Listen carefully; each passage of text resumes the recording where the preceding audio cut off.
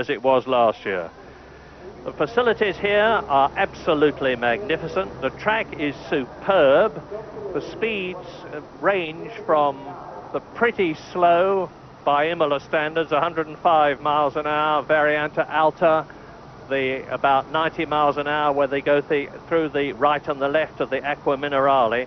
But the top speed at Imola is positively daunting. They go round the right-handed Villeneuve curve, which you can almost see at the top of your picture, at over 200 miles an hour. Damon Hill took it at 203.2 miles an hour yesterday, and that is a corner. So, as ever, the start is going to be critical. Remember what Ayrton Senna did in the first lap at Donington. That's the grid, you see, top left, Alain Prost, his teammate Damon Hill, then the Benetton, the McLaren of Senna, the Sauber of Wendlinger, 6th position, Michael Andretti's McLaren, Mark Blundell in 7th place, the two Ferraris, Berger and Alesi, 8th and 9th, Martin Brundle in 10th position, Riccardo Patrese, who is still not happy in Benetton, 11th ahead of Johnny Herbert, 12th, Rubens Barrichello, 13th, but the young Brazilian was incredibly quick in the quarter of an hour wet warm-up earlier today. He was in 5th place, and JJ Leto, who is starting well down the grid in 16th position, because he found that he had been all through the practice days with 2 broken shock absorbers, and is not best pleased, I think, with the Sauber technicians about that. So he's effectively lost 2 days, and he could have been right up at the front with his Sauber teammate Karl Wendlinger, potentially. They're both very quick. And as I was saying, the start is going to be critical here. There's the long drag, much longer distance from the start at Imola than to the first corner at Donington, Redgate, because they are up to that 200-mile-an-hour Villeneuve curve, then hard down through the gears and the brakes to the left-handed Tosa bend before they start climbing up towards the Piratella. And it was at the Tosa bend last year that Jean Alesi's race finished in the Ferrari when he tangled with Gerhard Berger's McLaren. Berger, you were just looking at him then, in the Ferrari this year. Ferrari have marginally improved their performance at Imola. They're still not at all happy, and the main problem is the active suspension on their cars. It's still giving trouble, but when you remember how long it took Williams to perfect it, and they have been...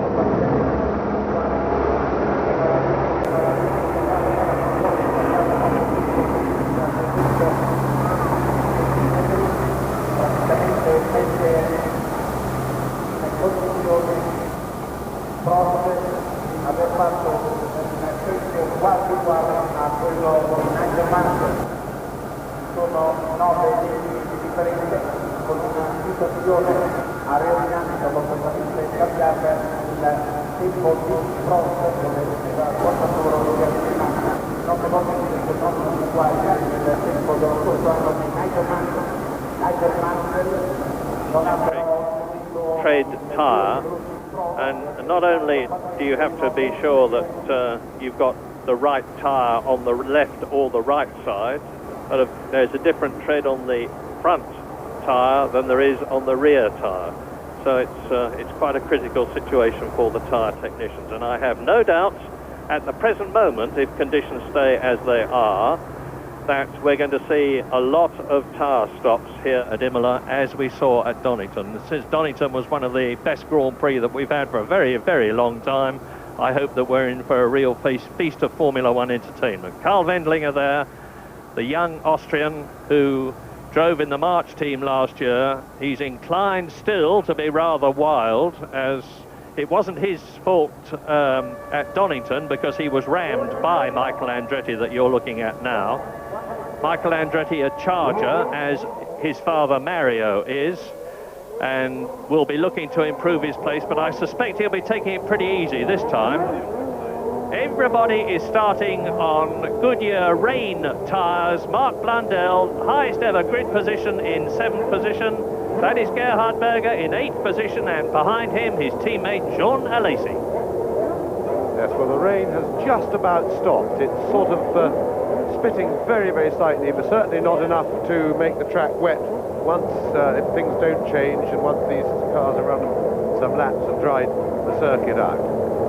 It's a relatively slow-drying surface here, pretty low grip in the wet, because it's quite an old surface, so the asphalt is worn pretty glazed. That makes the water sit on top.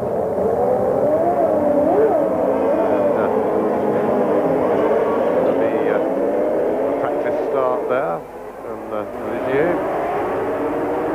It'll be a very critical opening few laps for Senna and Schumacher, who'll be trying to get at the Williamses in the damp and slippery conditions before the circuit dries out, because if the circuit does dry out, then certainly the two Williamses have a big advantage here and are likely to go away. That's the Tozer corner. That will be the first corner once they're racing in anger, and it's quite a long braking area, so stand by for some action there on the first lap.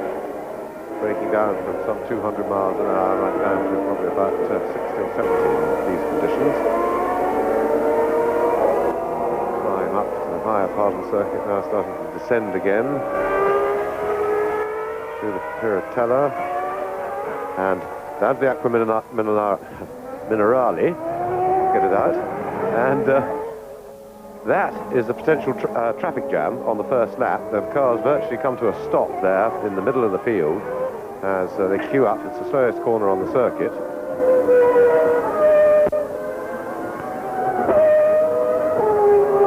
Now to the Variante Alta.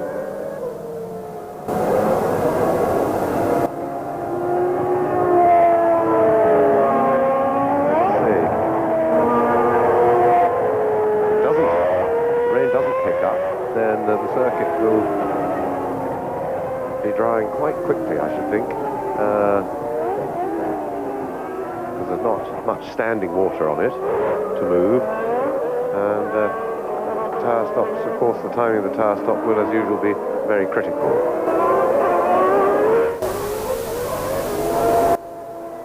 Well, they're out of the Rivazza now, most of them. That's the double right-angled left-handed corner that you see there. They go up to the Variante Bassa, then through to the Traguardo, the left and right, and Alain Prost will, as ever, be taking it very easy now, because he wants to spend the minimum time on the clutch out on the grid.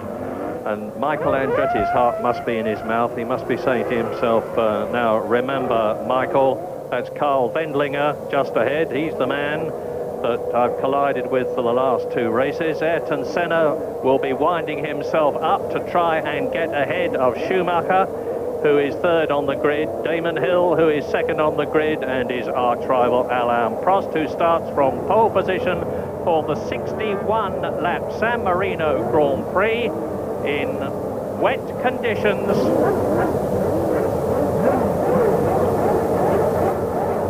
Everybody easing up into position. The last man who's going to come up onto the grid is Fabrizio Barbazza, the Italian in the Minardi.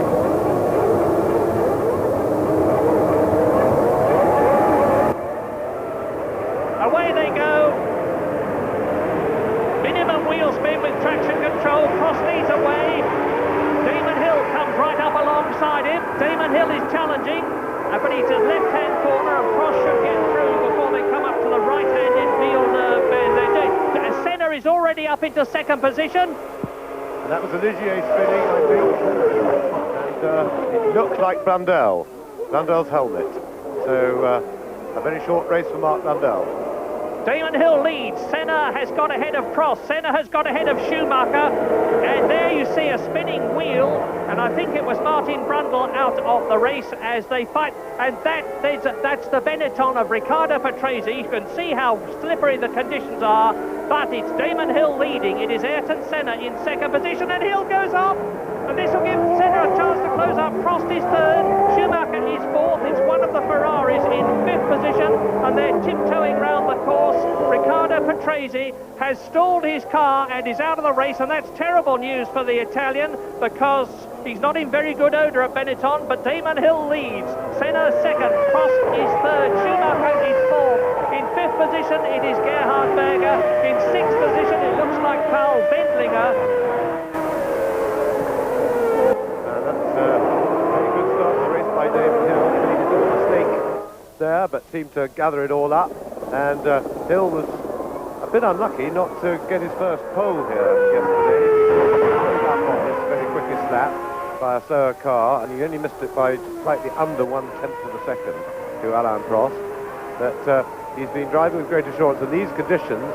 He's certainly got a lot more confidence about them than the ultra-experienced Alain Prost. So Damon Hill stretching away a little bit from Ayrton Senna, and Senna with Prost behind him, but not close enough to challenge. Yellow flags, of course, they can't overtake at that point. Well, Damon Hill driving superbly, but what a marvellous start by Ayrton Senna. As you can see, Michael Schumacher is in fourth position. One of the Benettons out already. One of the Ligiers that are mud. Now, here's a replay, and Senna charging, weaving to the left and right behind Hill.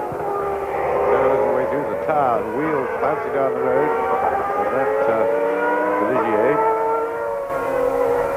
We saw go, and we didn't see what happened to Patrese, but it appears that he spun and stalled the engine, and really that he's having a dreadful season, Patrese, and he really ought to think about retiring. So Damon Hill already nearly 2 seconds ahead. As I said earlier on, he is now calm and relaxed, having proved himself in the Williams team with those two superb second places in the two previous races. And now the fight is between Senna for second place with Alain Prost right behind him, as Schumacher in fourth position, then Gerhard Berger fifth, Wendlinger sixth, and Andretti has kept going seventh. John Alesi is in eighth position, and the Ligier, and I'm still trying to check whether it is Martin Brundle or Mark Blundell who's gone off. It's Mark Blundell who went off, because Martin Brundle is in ninth position. So this time Blundell has had the hard luck. We're on lap 3 now, and there's 61 lap race, and Prost is shaping up to challenge Ayrton Senna. And we're watching all the time to see whether the course is drying out and whether a dryish line is starting to emerge. Yes, it is drying a bit, Murray. Apart from anything else, the lap times have come down. Prost is coming right up to Senna before they hit the flat-out Tamburello curve, but not flat-out for Prost in these conditions. And he was losing out to Senna through there, and therefore denying himself the chance of challenging at the end of the straight. But as the circuit dries, I'm sure Senna won't be able to fend him off for very long. So, race order, Damon Hill leading. In second position, Ayrton Senna. Third is Prost. Fourth is Schumacher, and we're with Prost now as he tries to catch and pass the McLaren Ford of Ayrton Senna ahead of him. Now, this is great stuff, because Prost is alleged not to like the wet. He says he doesn't mind it when it's damp, and it's damp rather than wet now. They're coming down to the Rivazza now. This is about 95 miles an hour in third gear. That's the first left-hander. This is the second. From here they come up to the Variante Bassa, the right-hander that they're approaching. Then there's a left, and then there's a right, and they will be then completing the lap. With Hill leading, Senna second, Prost third. You can see the battle. Schumacher is fourth, Berger is fifth, Wendlinger is in sixth position, Andretti is seventh, Alesi is eighth, Martin Brundle is in ninth place, Johnny Herbert is 10th, Leto is 11th, so he's come up a good few places. Felipe Alio is in 12th position, and Prost is going through, but not if Senna can stop him. Senna closes the door as they sweep round the Tamburello. Prost. Tremendous stuff there. Prost having a go, using the power of the Renault to just simply out-drag Senna from the last corner into the Tamburello, but Senna, I think, was taking the Tamburello still with his foot flat to the floor. Prost was lifting, and Senna able to get back in front of them. But of course, when the circuit does eventually dry out, it won't be the same problem for Prost. He'll be able to keep his foot flat down to the floor and sweep past him on the straight, I'm sure. But now Damon Hill is some 4 seconds ahead of this battle for second place, because there's no doubt about the fact that Ayrton Senna, with less power than Alain Prost that we're riding with now, is holding up the Frenchman, and that is giving Damon Hill the chance to pull away, and he's leading a Grand Prix for the first time for reasons other than a tyre change. He led in Donington, of course, but that was when Prost or Senna ahead of him had come in for tyres, and he led for a time in Brazil on the tyre change basis, but now he's out there on his own on real merit ahead of this battle, and behind Alain Prost that we're with, some 5 seconds behind, is Schumacher in the Benetton. So once again, Senna will be emphasising when this race finishes that it is his skill that is keeping the McLaren ahead of the Benetton, and they're both using the same type of Ford engine. And Senna, this time Prost doesn't have a go. Sitting behind him, looking to have a go under braking here for the Tosa corner, but he's not quite close enough. That's a very good view from the onboard camera. I think we see plenty of Senna while we've got the chance, while Prost is following him. But Prost, look at the power of the Renault engine taking it on the uphill drag, but Senna later on the brakes and on the better line into the corner, able to hold off the brakes longer than Prost, who was on the wetter bit, trying to get down the inside. And Prost certainly looking for a way past. Damon Hill, meanwhile, very calmly and assuredly building his lead. And that is Mark, we saw you spinning off at what looked very high speed with that impact into the wall. Have you got any idea what happened? Basically, I think it was running quite close behind Lacy, and the car just lost downforce. And the rear of the car just broke away. It just sent me straight into the wall. There's nothing I could do about it. So nobody hit you as far as you know? I don't think so. I mean, it happened very quickly. It seems to be I was just running very close to Lacy and just like broke downforce and just snapped straight right angle into the wall. Thanks, Mark. One of those things. And the fight between Senna and Prost for second and third places continued. You saw just before Jonathan Palmer start talking to Mark Blundell that Derek Warwick went off the course onto the grass, but as far as I can see has regained the course. Yes, but that was a replay, I think, Murray. In fact, he's been into the pits for a check-up, no doubt, but he's out again. So I can tell you, I understand you've lost pictures. I'm glad to say we haven't, and I can tell you that the Senna-Prost battle continues, and that Damon Hill continues to pull away from it. He's now 7 seconds ahead of Senna, who is second, Prost, who is third. Schumacher is 10 seconds behind the battle for second place in fourth position. You're with us again, I believe. Gerhard Berger is in fifth position. There's Damon Hill, the race leader, and he is on his fifth lap now, with an ever-increasing gap. Now, if he keeps going the way he is now, he will soon, hopefully, be able to back off a bit, maintain a good cushion, and be on his way to his first victory. But it's a long, long way yet. There's 61 laps in this race. A dry line is definitely emerging. That's Gerhard Berger catching Michael Schumacher. Berger fifth, Schumacher fourth in sixth position. The Black Sauber of Wendlinger. Michael Andretti has driven more laps in Imola than he's driven in the rest of the season, because he's on his sixth lap now and he is in seventh position. Yes, the dry line is starting to appear. And certainly as Prost now tucked in right behind Senna, still challenging, still fighting for a way past, but got his nose alongside a couple of times, but hasn't really threatened. Now, this is heading out past the pits onto the long straight. They go through the flat-out Tamburello curve, which is just coming up. See it turning away to left, there it is. And that's where Prost is easing off a little bit and letting Senna away, and that stops his challenge, which would normally happen about here at the end of the straight as they get on the brakes for Tosa. Third gear, possibly using second for the wet weather.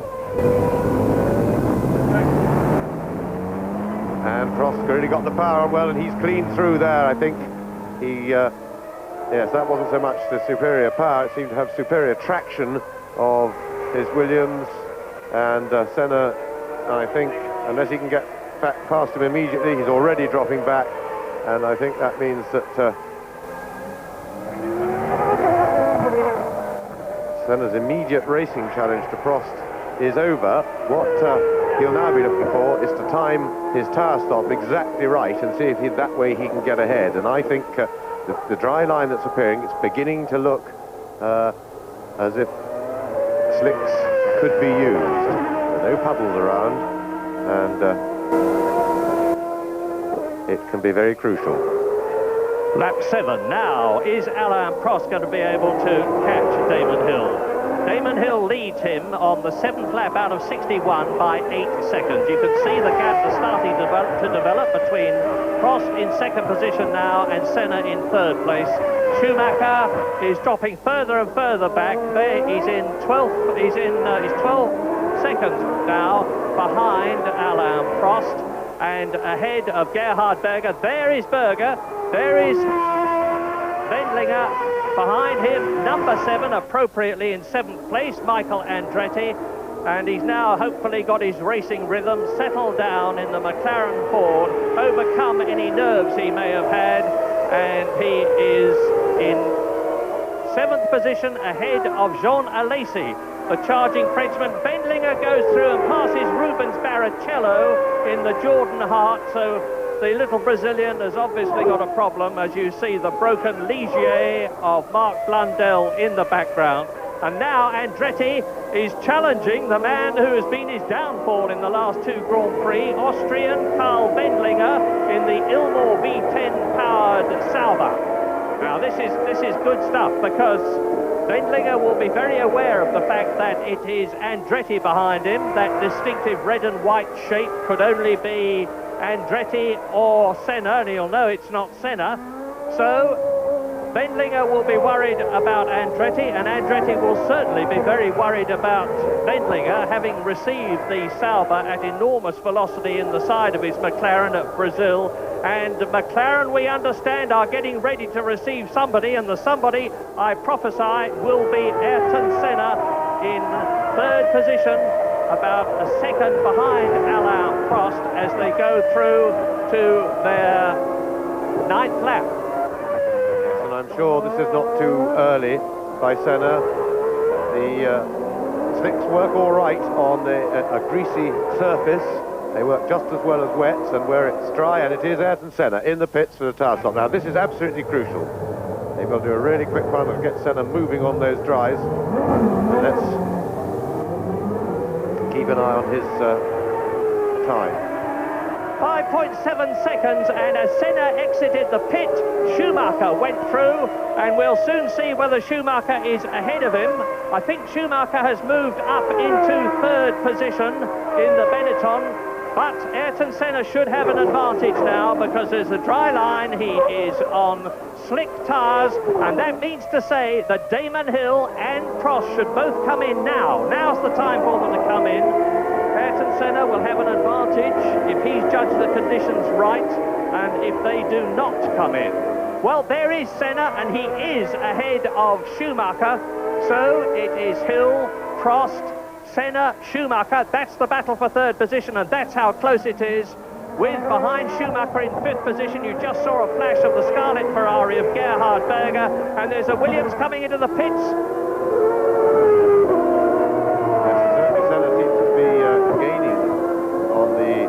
Schumacher in these, being on slick tyres on these conditions, so he has changed not a moment too soon.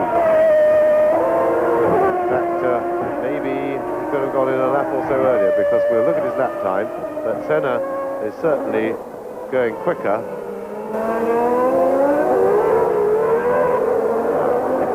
Hill still leads by company, and we've got Prost in the pits. Alain Prost.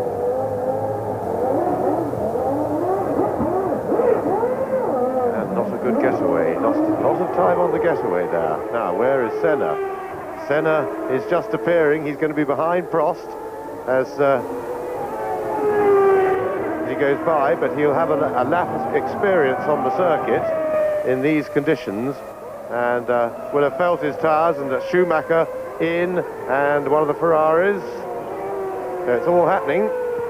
It's Gerhard Berger, and on lap 10 now, Damon Hill is leading, and you can see that the Ferrari, as he stalled it, the steering wheel is off.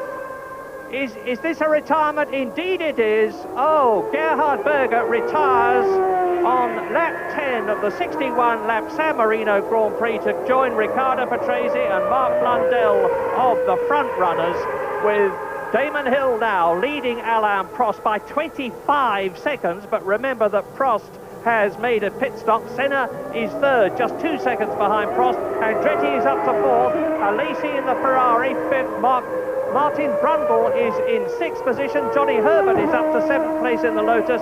Schumacher is eighth, and JJ Leto in the Sauber is ninth.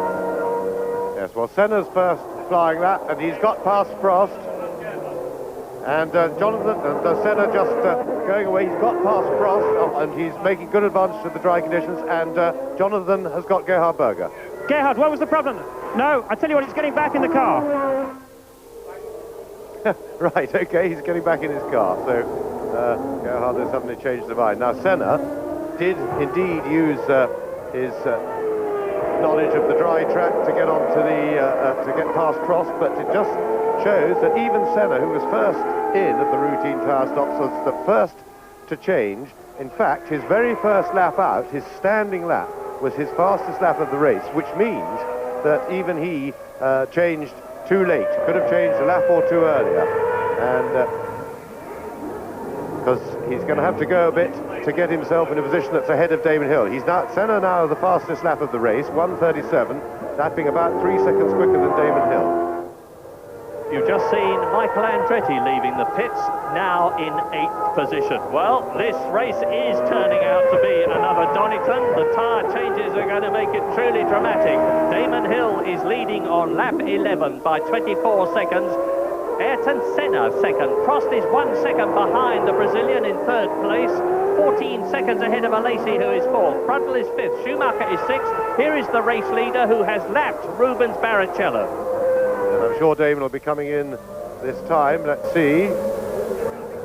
Yes, Damon straight into the pits. So Damon Hill making his stop. He would have had to wait for Prost to have made his. Now, will he emerge in the lead? Senna certainly lapping much more quickly than he was for the last lap and a half, but Damon had quite a lead. We shall see. Now, Damon Hill out of the pits. And Senna hasn't been by yet. Yes, he has. He's just this moment blasted past the window, and by my reckoning, because he disappeared when the bricks are, he has gone into the lead as Hill, there he is, there is Ayrton Senna, and behind him, no, Damon Hill leads, Senna second, Prost right up behind them in third position. This is really riveting stuff. Round the left-hander, up towards the Tosa, and into the pit lane comes Gerhard Berger again. Oh no, there was a three-way race going up the hill. That's Alesi in the pits, but we had to cut to a Ferrari, of course. But we had a three-car battle. Prost was ducking out, and what's happened? And it is Prost leading. Prost, as they both got past Damon Hill, Senna second, and Prost took advantage of that very well. So first, second, and third, all covered by a handkerchief. So, Prost leads. Now there is Damon Hill in third position. Ayrton Senna has eased away just a little as they fought their way through the traffic. Remember, this is something that is still fairly strange to Damon Hill, fighting his way through traffic in a much more powerful motor car. Prost is used to it, Senna is used to it. They're used to fighting each other, and they're certainly doing that now on lap 12. With both of them on slick tyres. The course is getting drier and drier. The line is getting wider and wider. You can see that pale grey line as opposed to the darker colour, slightly shiny to the sides, left and right. And Prost now is getting the hammer down. He's using those 800 Renault horsepower to the full. He's coming up behind Christian Fittipaldi in the evil handling Minardi. They've had a lot of downforce problems in practice, and he has now lapped the young Brazilian pulling away from Ayrton Senna. That's the gap, just over 2 seconds. Now Damon Hill will try and get ahead of the 3 times world champion. In 4th position, it's Schumacher, 22 seconds behind 3rd place Damon Hill. 5th is Wendlinger in the Sauber. 6th is Michael Andretti, comfortably in the points, so that makes 2 Williams and 2 McLarens in the top 6 with the Sauber of Wendlinger. Yes, and you can actually see the superiority of the Williams cars on this track, the tremendous power advantage that they enjoy, quite apart from their wonderful chassis and the way it handles. Looking now from Damon Hill's car, and that's Alan Prost going through. There's Damon Hill with the Minardi just protecting Senna's rear, Christian Fittipaldi from Damon Hill, but Damon's can play himself in a bit gently, get used to these conditions. There's plenty of time, because as soon as he wants to get close behind Senna here at the slow corner onto the main straight, then he will be able to sweep past him down the straight using the Williams tremendous straight line speed. He's dropped back a little bit in the traffic, but has every reason to take it gently, because he's got plenty of time. And the lap times now have come down to about 1 minute 33 seconds for the leaders. That's an indication of the fact that the course is getting drier and drier. And you're looking now at the LaRousse of Eric Comas, and he's about to be lapped by Damon Hill as Senna eases away through the traffic. And Michael Schumacher is quickest now. 1 minute 32 makes as near as no difference. And that compares with the pole position time by Alain Prost of 1 minute 22. So they're still 10 seconds off the pole position time. Not forgetting, of course, that when you're racing for the grid, you use a lot less fuel in the tank and therefore less weight. Senna now second, Prost leads, Senna second, Hill third, and 3 seconds separates the first to third. Schumacher is fourth, Wendlinger is fifth, Andretti is sixth, followed by Alesi 7, Brundle 8, Leto 9, and Johnny Herbert. It completes the top 10 on lap 14. Well, as you might imagine, there's been an absolute frenzy of activity down here in the pit lane with all of those pit stops, but amongst it, I saw the most bizarre thing I've seen, I think, in the pit lane with Gerhard Berger. He came into the pits, jumped out of the car, told me he had a clutch problem, and just as he was about to speak to us, somebody clearly told him that the car was runnable, and he leapt back in and went out again with the car by that time back in the garage. Quite extraordinary. New fastest lap, there it is, Alain Prost, 1 minute 30.427. You look at the leader as Ayrton Senna sweeps round to complete another lap. That's Damon Hill in third position, lapping Eric Comas's LaRousse as they go round the left-hander at the Tosa and climb up towards the Piratella. Yes, and that was rather a smoky-looking LaRousse too. I hope that's not complicating the issue further by chucking oil all over the circuit. And Senna is holding on fairly well to Alain Prost. Schumacher, since he changed tyres, Prost has actually gone a bit quicker than him this lap, but Schumacher's been the quickest man on the circuit since the tyre stops, but he's still quite a long way away. He's 19 seconds behind Hill.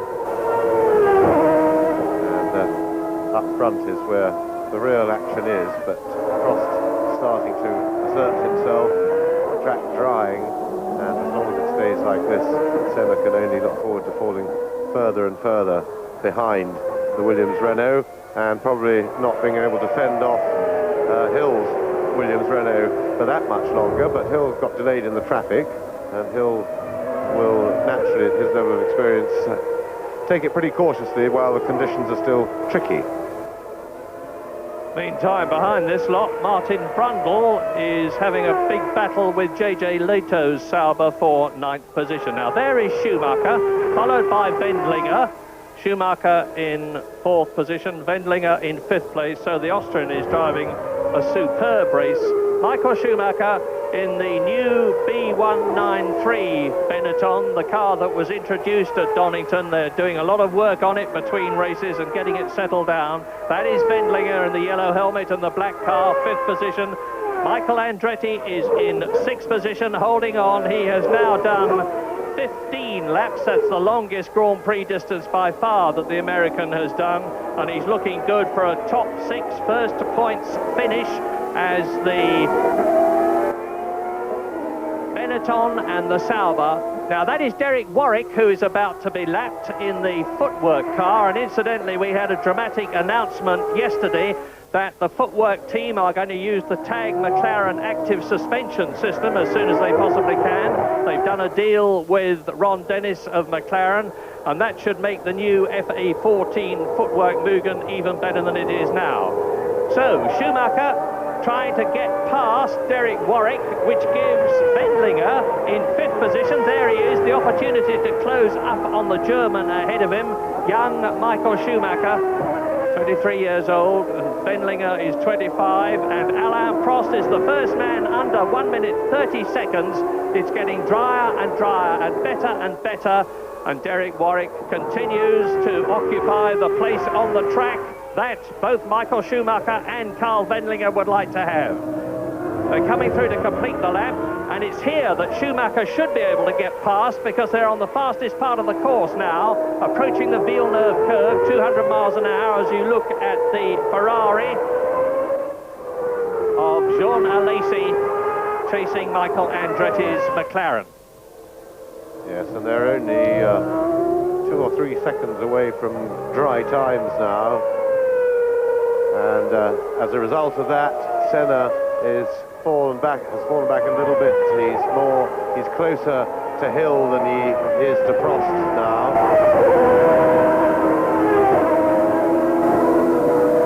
As Prost is through.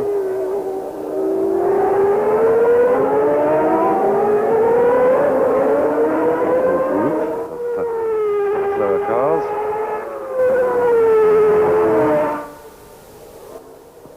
And we're on lap 17, and this is the race order as you watch race leader Alain Prost coming through to complete a lap.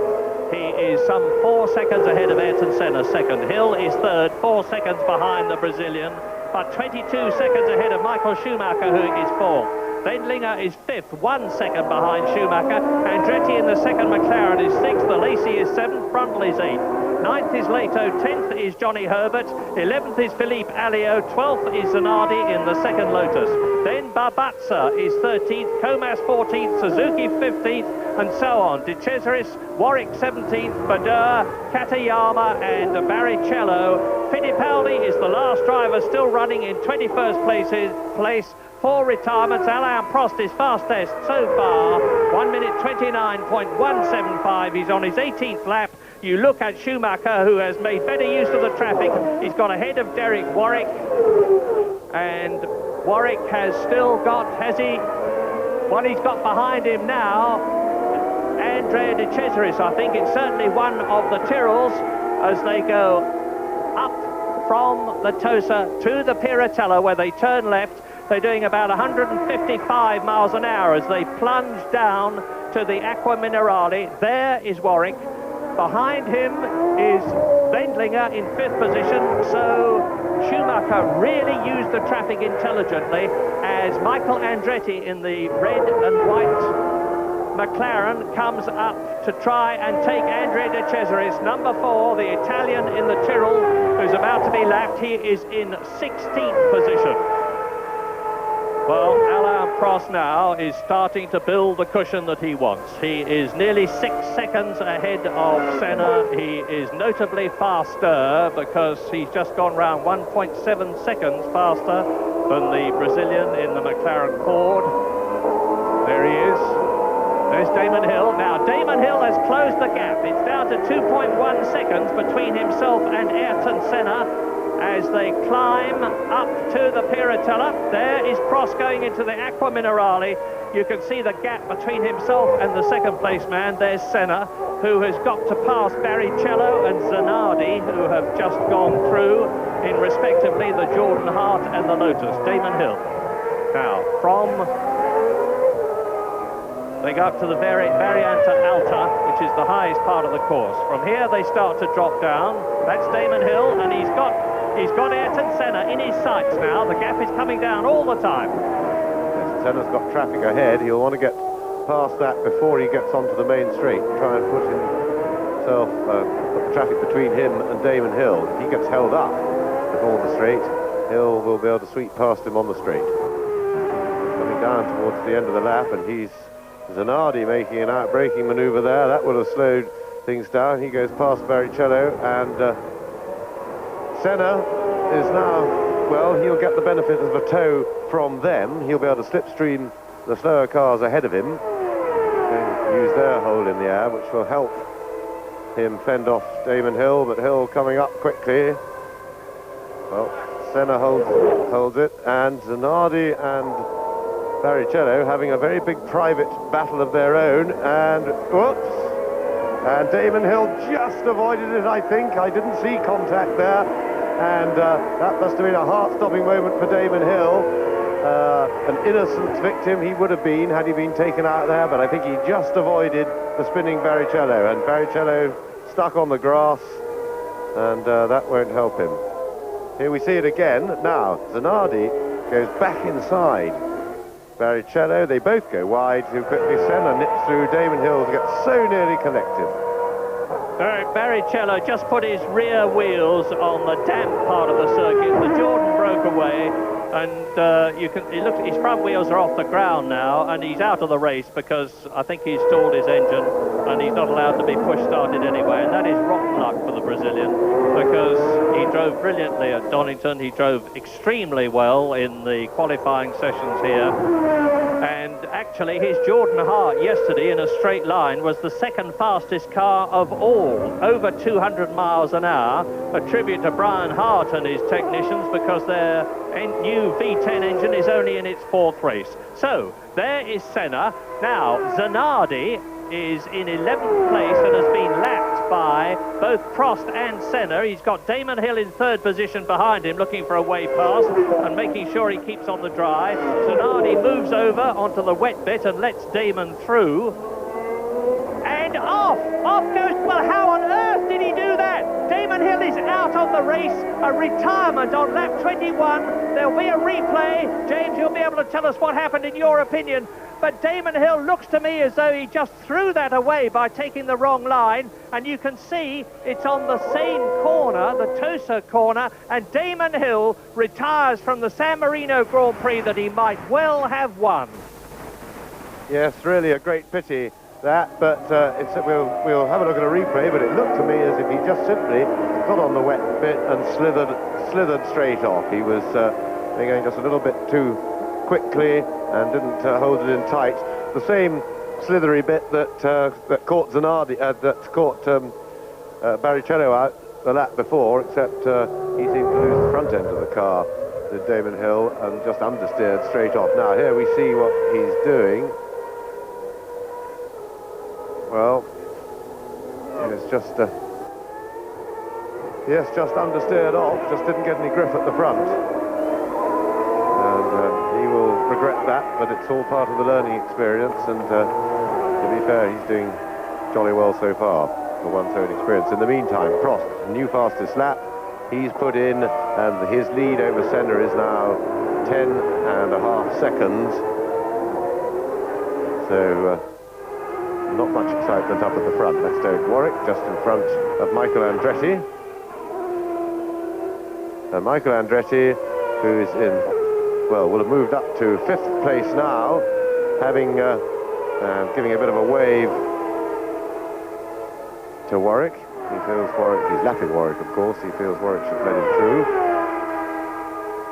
And Michael Andretti having his first proper race of his Formula One career. He's now settled in, played himself in properly, and headed at the moment for some points.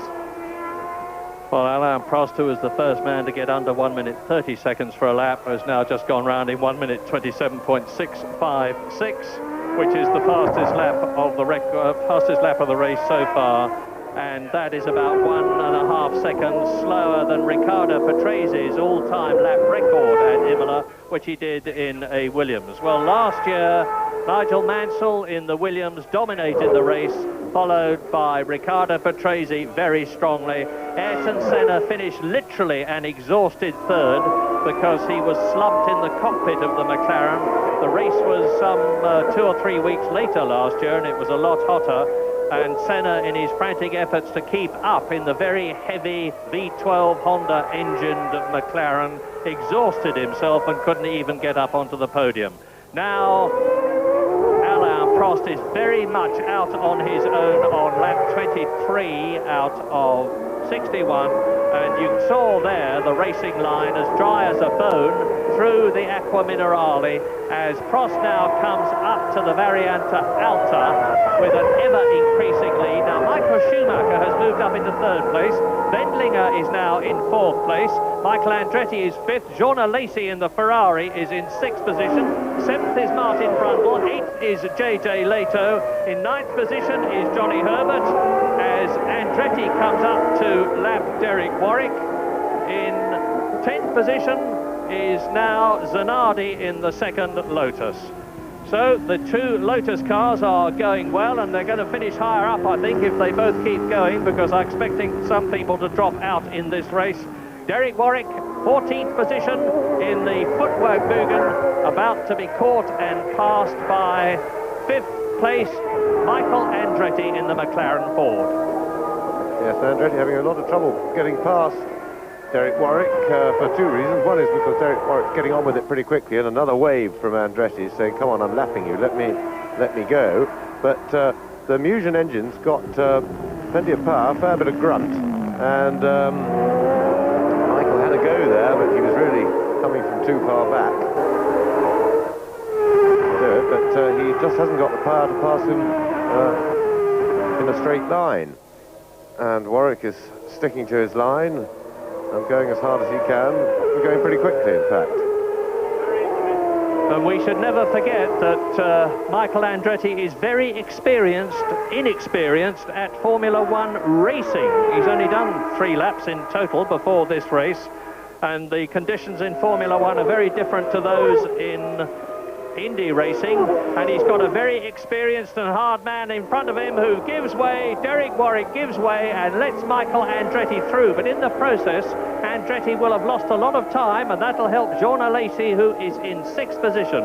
Race order, lap 24. Prost leading, 12 seconds behind him is Senna, 28 seconds behind him is Schumacher, 10 seconds behind him is Wendlinger, about 5 seconds behind him now in 5th position is Michael Andretti, 6th is Jean Alesi, and the leader, Alain Prost, has lapped everybody up to Johnny Herbert, who is in 9th position, ahead of his teammate, Sandro Zanardi. So what Prost is looking for, of course, is reliability and the ability to just keep going, and he's doing so now. And that was Johnny Herbert, saw just ahead of Prost there, so Prost is closing in to lap Herbert. In the meantime, he has a 12-second lead over Senna. And I think Prost is already easing up a little bit on the pace. He's happy with that size of a lead. We'll see what this lap is. See, he won't quite catch Herbert before they get to the line, I don't think. So things fairly straightforward now for Alain Prost. It's a matter of working on reliability, looking after his car, being gentle with it, stroking it home. We'll see what lap time he does. Senna, he realised it'd be a vain pursuit, and a new fastest lap for Prost, so he's not slowed up enormously. He's still extending the lead. Yes, he's 1.6 seconds this lap faster than Ayrton Senna, and if the past is anything to go by, I imagine Senna's attitude now in the cockpit of the McLaren Ford, and don't forget he's in 2nd place. He's got nothing to be distressed about, except that he would like to be first, but his attitude will be, I have no doubt, I will continue to go as fast as I possibly can, and the knowledge that the worst I'm going to finish is 2nd, and if I can pressure possible, I will finish in the lead, because the gap between himself and Prost is now some 14 seconds as Schumacher passes the Larousse of Philippe Alliot, the Frenchman who is in 12th position and lapped. Now that's Fittipaldi going off in the Minardi, and behind him I saw a McLaren. It's Michael Andretti, but it looks to me as though the American must have avoided the Brazilian, otherwise we would have stayed with that replay longer. And Michael Schumacher now coming through the Aqua Minerale. He is on his 26th lap. We're not yet at half distance in the San Marino Grand Prix, round 4. And something that you should bear in mind is that even if Senna did not finish this race, he would still be in the lead of the World Championship when we go to the next race, which is at Barcelona in Spain in 2 weeks' time, because he has a 12-point lead over Alain Prost. Senna has 26 points and Alain Prost has 14 points, and Prost will get 10 if he wins this race. So even if Senna got no points at all, he would still have a 2-point lead, and I suspect he's going to finish second, so he will still be very well placed. Thank you. Yes, indeed.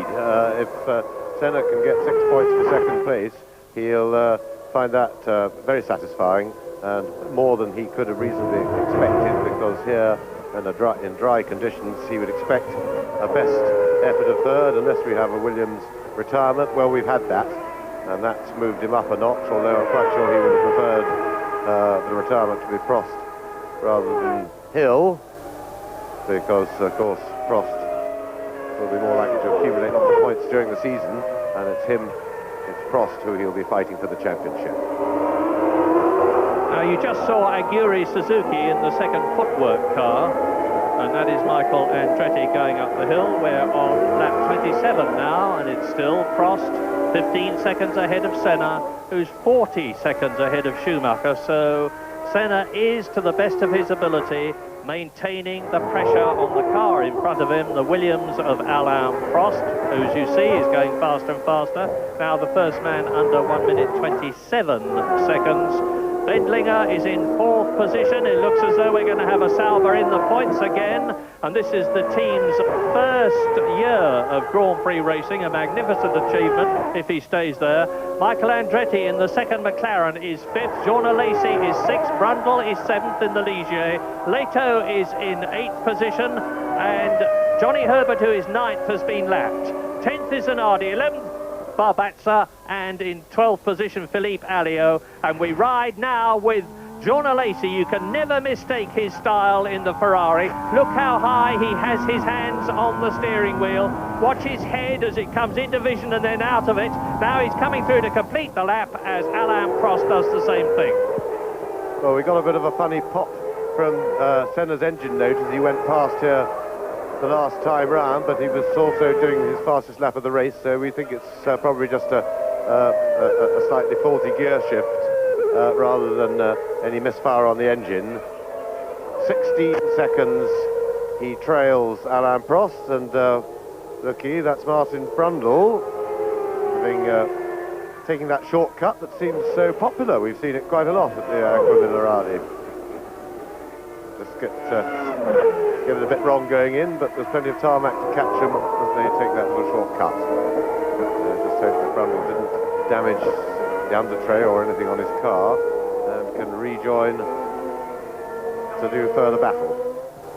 Well, Senna's speeding up. He's just done 1:27.5 to the nearest 10th of a second, and Jonathan Palmer's got Damon Hill in the pit lane. Damon, that looked absolutely bitterly disappointing. We saw the car apparently just go wide at Tosa. Can you tell us what happened? Well, I've been having some problems with the brakes, and just that one time it caught me out, unfortunately, and I wasn't able to recover. It was locking up the brakes for that corner, was it? Yeah, it was a combination of the problem with the brakes and also pushing quite hard to make an impression on Senna. Did you get on the wet line on the inside? Yeah, well, I mean, the brake pedal was long, so I had a long brake pedal, so basically I had no choice but to try and straighten up as much as I could. I mean, I was running out of track, and obviously eventually I did run out of track. Do you think you could have caught Senna? Yeah, I definitely could have caught Senna, but I didn't. Very hard luck indeed. Thanks, Damon. Okay. Well, to the inevitable humorist who says if he had a long pedal, why don't Williams make a shorter one? It means that he actually had to push the pedal further towards the bulkhead in order to make the brakes work. And poor Damon Hill out of the race, his second retirement in 4 Grand Prix. But I was saying that Ayrton Senna in a 1:27.5 has now got within 0.3 of a second of the all-time lap record by Riccardo Patrese in the Williams Renault. So Senna is keeping up the pressure, but he's still 18 seconds behind Alain Prost, and we're on the half-distance lap 30 now. 30.5 laps is half-distance, to be pedantic, but Alain Prost is on his 30th lap now, leading Ayrton Senna in the McLaren, as you watch Wendlinger and behind him Michael Andretti fighting for 4th and 5th positions. There is the young Austrian who's settled down a lot. Now he's coming up behind Aguri Suzuki, the Japanese driver in the footwork, and Suzuki is in 13th place, about to be lapped by 4th place Carl Wendlinger, and that is Michael Andretti's McLaren Ford in 5th place. Wendlinger driving a fine race, and incidentally that proves the strength of the Ilmor V10 engine. And the news for Grand Prix racing enthusiasts is that the new heavily Mercedes-Benz backed Ilmor designed Sauber V10 engine fired up on the test bench for the first time last week, and Mario Ilian of Ilmor was telling me that the results look promising, and if they get an even more powerful engine in the Sauber, it will really start to fly. So, exiting the Acqua Minerale, up towards the Variante Alta, where they go right and then left before plunging downhill, come Wendlinger, there in the black Sauber with the yellow mirrors. Right behind him in 5th place is Michael Andretti. In 6th position behind the American, it's Alesi in the Ferrari. 7th is still Martin Brundle, who could still score his first points of 1993 in the Ligier. 8th is Leto, and 9th, but lapped, is Johnny Herbert in the Lotus. Now, Suzuki is definitely going to be holding up Wendlinger unless the Austrian can get the power of the Ilmor engine really through to the back wheels as they come out of the left-hander at the Tamburello. Now they're doing nearly 200 miles an hour as they go up to the Villeneuve curve, and when they reach that, they will be doing 200 miles an hour. And Andretti is certainly catching Wendlinger. Alesi is 10 seconds in the Ferrari, and the lead Ferrari, of course. We've seen Berger into the pits, out of the car, and then back into it. Fittipaldi again, and off he goes. And in the process is comfortably missed by Alain Prost. But if he'd gone on and not kept to the left, that might not have happened. And Suzuki is still ahead of Wendlinger, and Andretti in 5th place is still catching the Austrian. This is the exit to the Acqua Minerale. And they do about 185 miles an hour up this hill. Yes, so the hold-up that Andretti got from Derek Warwick has now been repaid on Wendlinger, because that's who he's battling with, and Suzuki has brought Wendlinger back to him, although he was catching him anyway. But can Michael Andretti have a go at the Sauber? Not particularly quick on the straight, running quite a lot of wing here. And of course this lap the Sauber will be getting the tow from Suzuki's footwork. So it'll be very difficult for Andretti to make any impression at all down this straight. And Derek Warwick. Now, what's happened to Derek Warwick? Clearly an accident, because the front end of the car is fairly knocked about.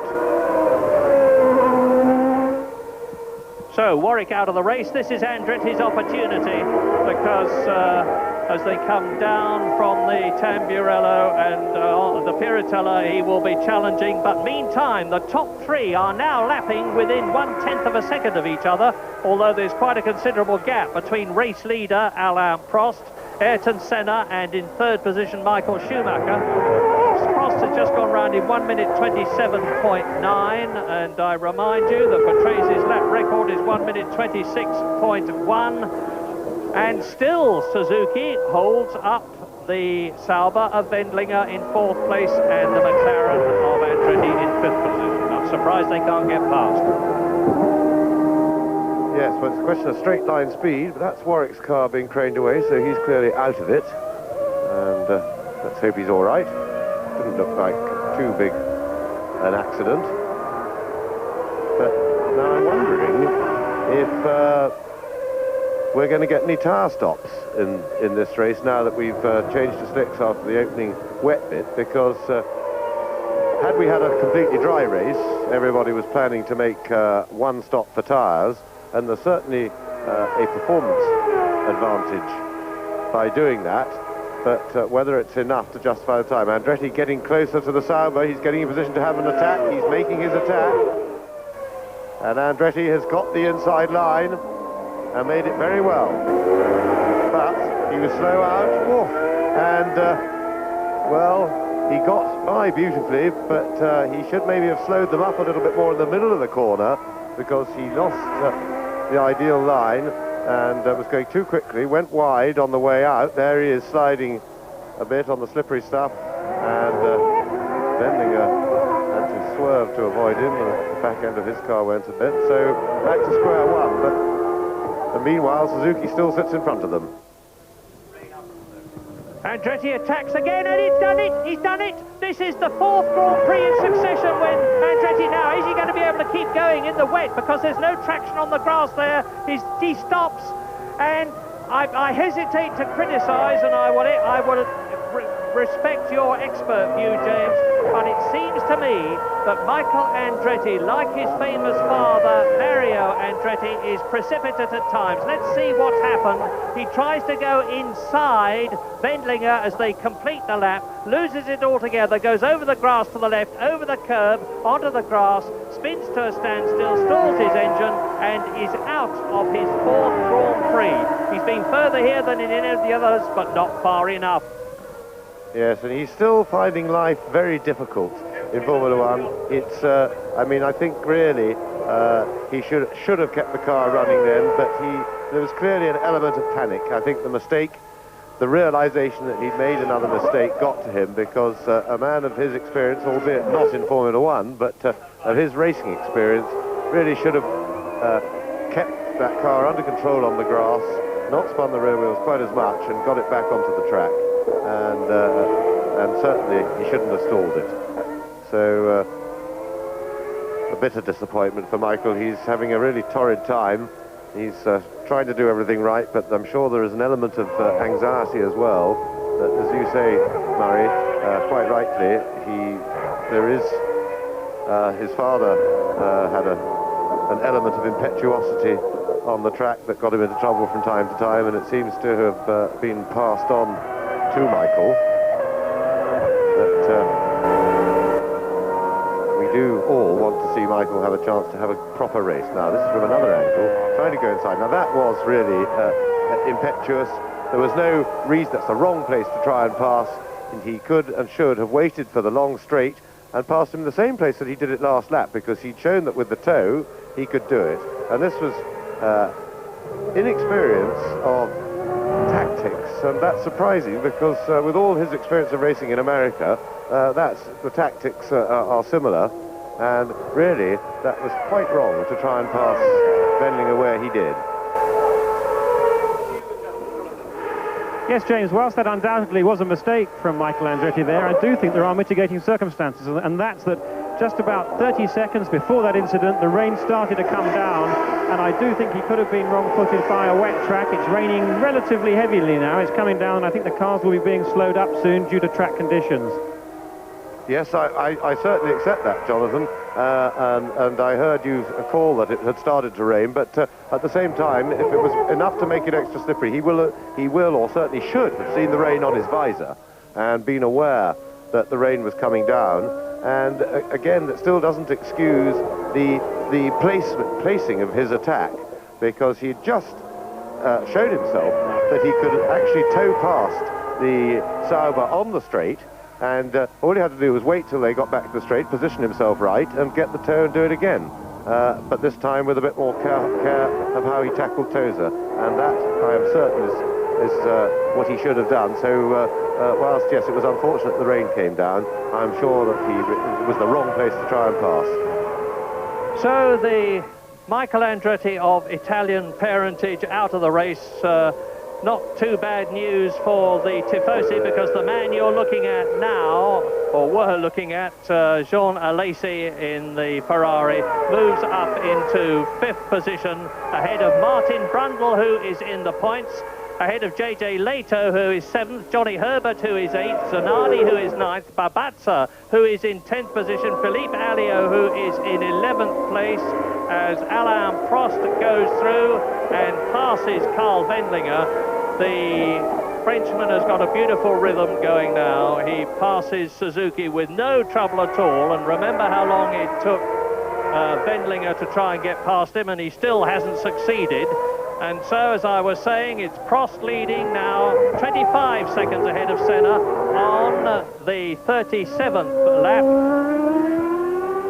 That really just shows what a nice thing it is to have all that extra horsepower that Prost's got available to him. It does make passing of the traffic very much easier, especially on a circuit like this, with the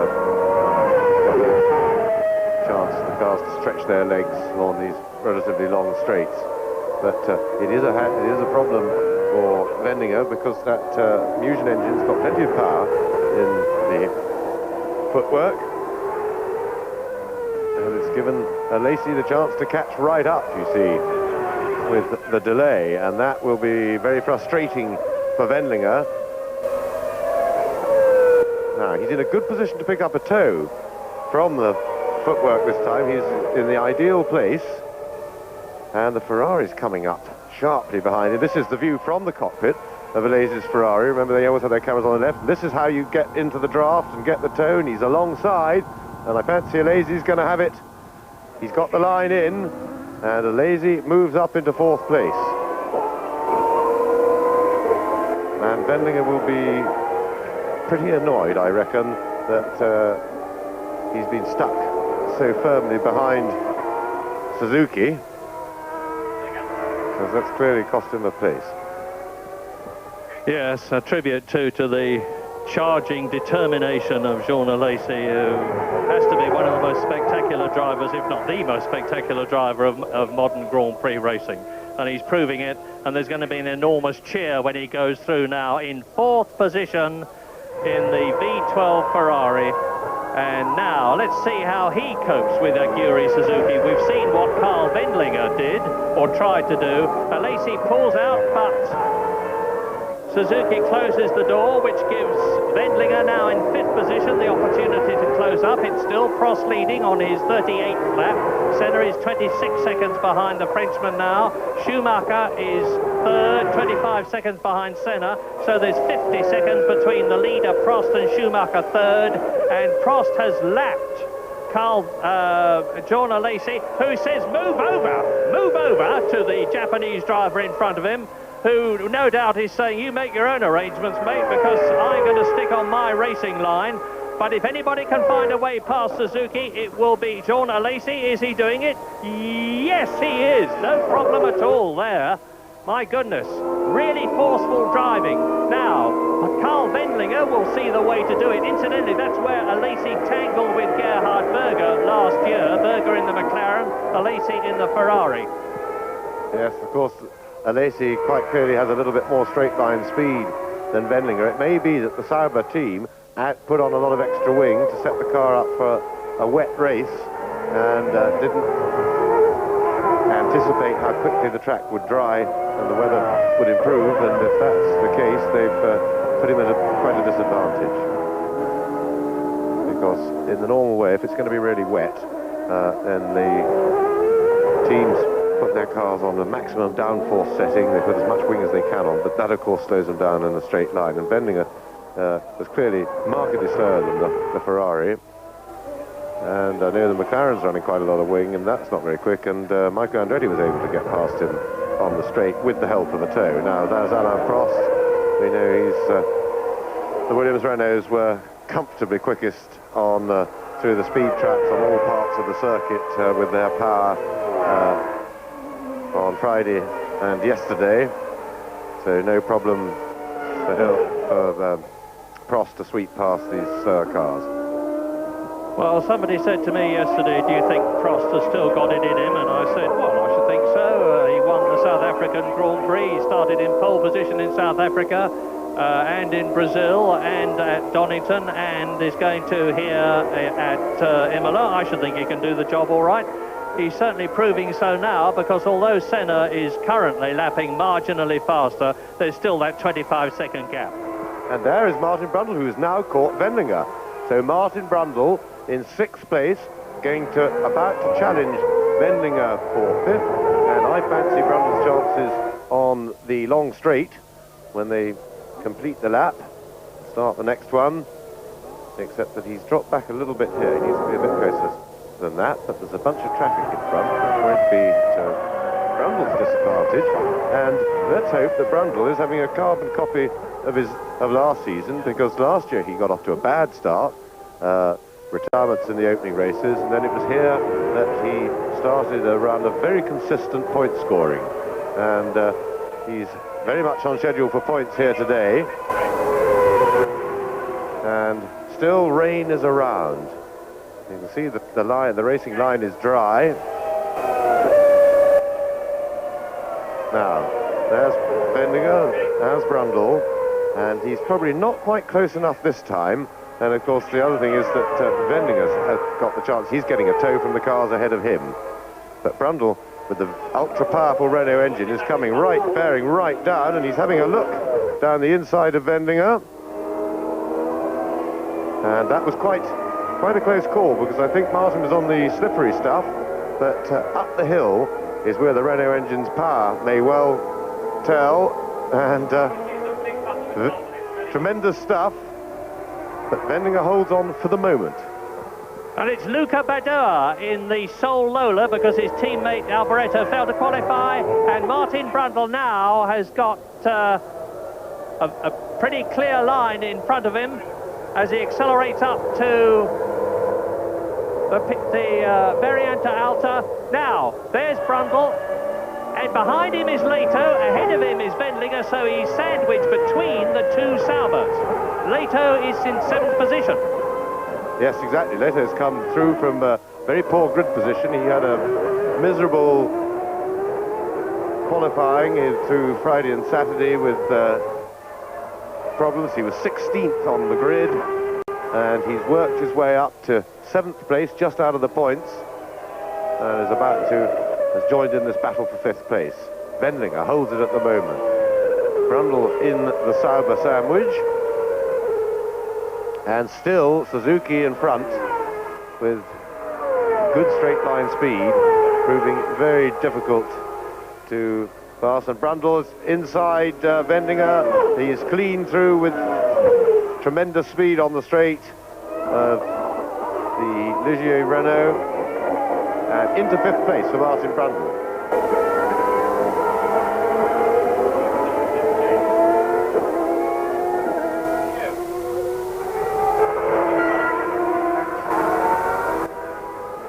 Well, I'm with Derek Warwick in the pits now. Derek, we saw on the television screens that you got a few wheels off your car, or one wheel off the car half. Now, that's a Ferrari, that's a Ferrari. Sorry to interrupt you, Jonathan, but Jean Alesi, from 4th position, goes out of the San Marino Grand Prix, as he did last year. I don't know why, because we suddenly cut to that picture, but for whatever reason, and it looks to me like the same corner, it's the exit from Tosa on the climb up to the Piratella. Now we're with him, and he's gone off, I think, at exactly the same place. He's climbing up towards the Piratella now and pulls off to the right.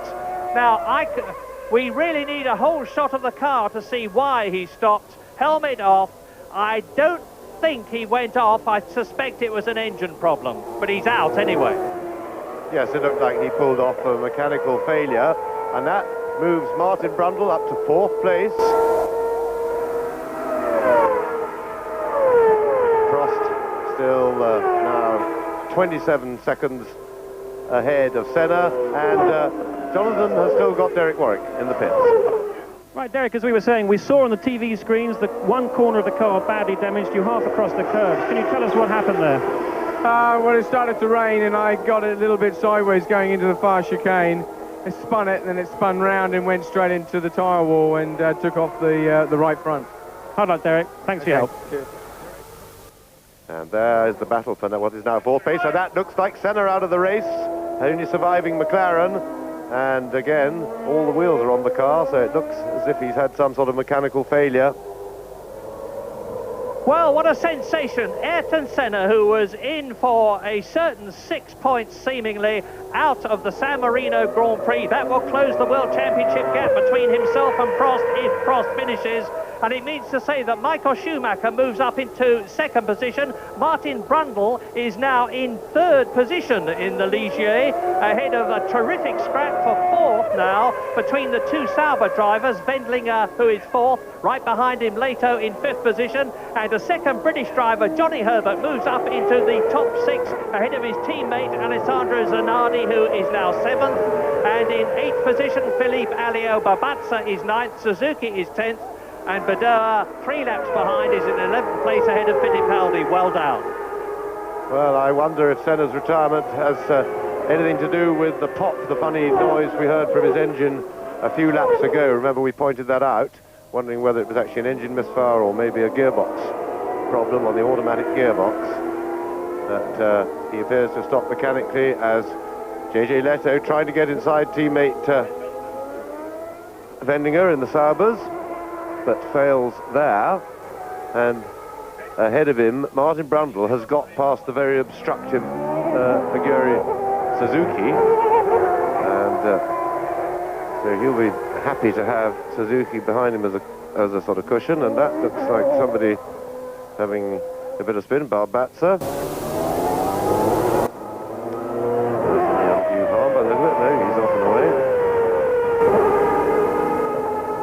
But once again, it's Aguri Suzuki who's the problem. Alesi waving to his Ferrari Tifosi fans as he sadly walks in for the second year running, having gone out at the same corner. Now, Suzuki has got Wendlinger behind him.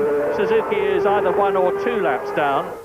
And there is the footwork, the red and white car. Behind him, the black Sauber in now 4th position.